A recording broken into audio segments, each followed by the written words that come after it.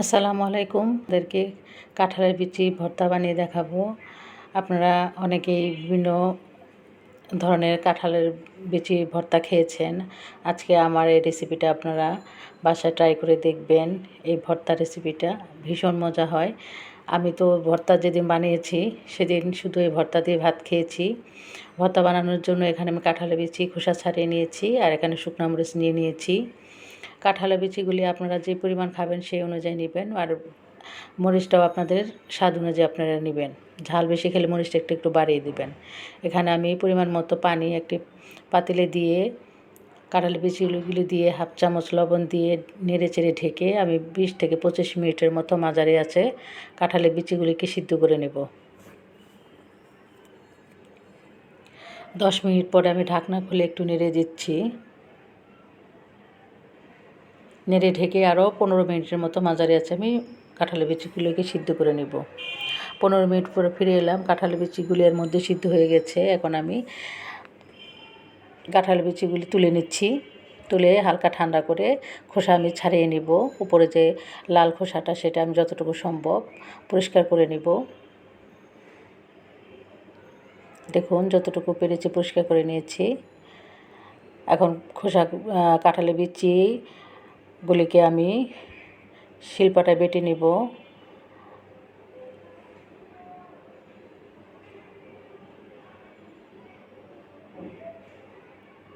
এখানে আমি প্যান বসিয়ে দিয়ে সরিষার তেল গরম করে এখানে শুকনো মরিচগুলিকে আমি একটু টেলে নিচ্ছি মচমচে করে।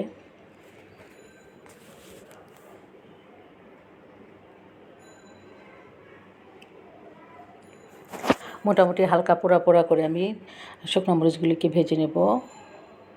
শুকনো মরিচগুলি ভাজা হয়ে গেলে আমি তুলে নেব।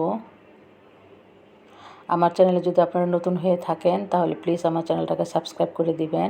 আর আমার রেসিপিকে যদি ভালো লেগে থাকে তাহলে প্লিজ আমার ভিডিওটাতে একটা লাইক দিবেন, কমেন্টস করবেন, পারলে আপনাদের বন্ধুদের সাথে আমার ভিডিওগুলি শেয়ার করবেন। মরিচগুলো ভাজা হয়ে গেছে, এখন তুলে নিচ্ছি। তুলে আমি শিলপাটায় শুকনা মরিচ আর কাঁঠালের বিচিগুলি একসাথে আমি বেটে নেব।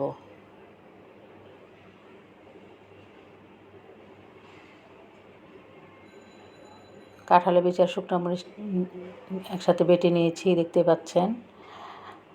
এখন আমি ভর্তাটা বানিয়ে নিব। এই জন্য আমি যে প্লেটে ভর্তাটা বানাবো সেই প্লেটে প্রথমে আমি পেঁয়াজ কুচি দিয়ে দিলাম। এখানে 2টি বড় সাইজের পেঁয়াজ কুচি করে নিয়েছি।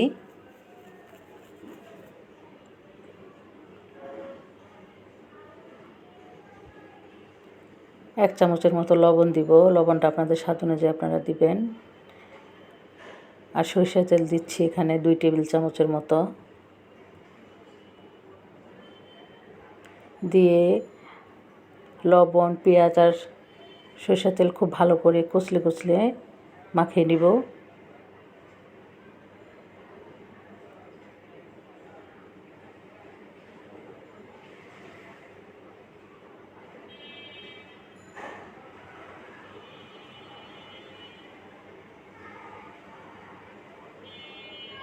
মাখিয়ে বেটে নেওয়া কাঁঠালের বিচি আর শুকনো মরিচের যে বেটে নিয়েছি সেটা আমি এখন পেঁয়াজের সাথে খুব ভালো করে মাখিয়ে নিচ্ছি।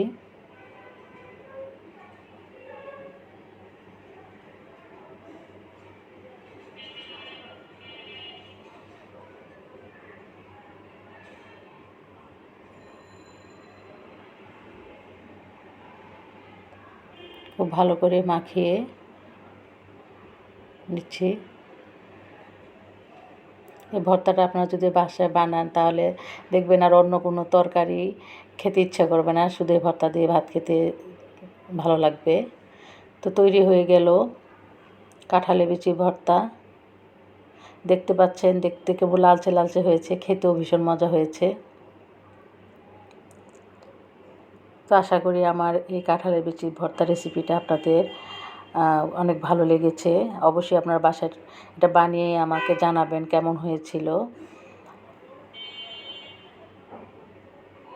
তো সবাই ভালো থাকেন, সুস্থ থাকেন। আল্লাহ হাফেজ।